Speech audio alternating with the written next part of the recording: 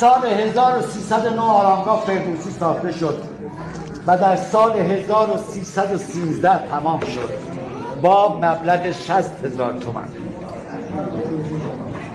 روز افتتاح آرامگاه را طوری محاسبه کردند که اولین هزاره فردوسی شد.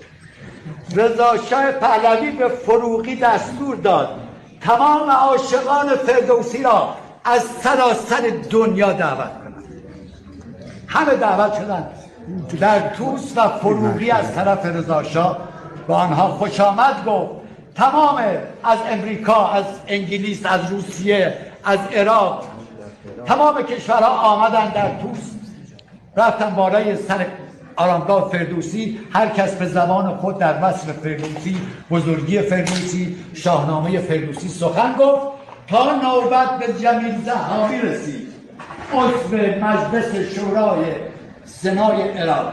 مجلس سنای عراق جمیل ضحاوی یکی از عاشقان شاهنامه فردوسی بر بالای مزار فردوسی ایستاد و شعر خواند به زبان فارسی در وصف فردوسی و در وزن شاهنامه.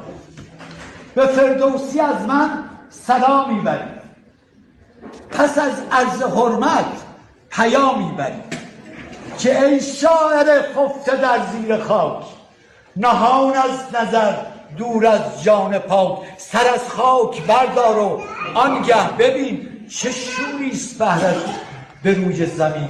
به 30 سال نوشتی تو شاهنامه را، نیفکندی از دست خود خامه را. در آخر شه غزنه بیداد کرد، درم جای زر داد و ناشاد کرد. ندانست قدر تو را غزنوی، بگو درس گیر از شه پهلوی. باستانی پاکیزی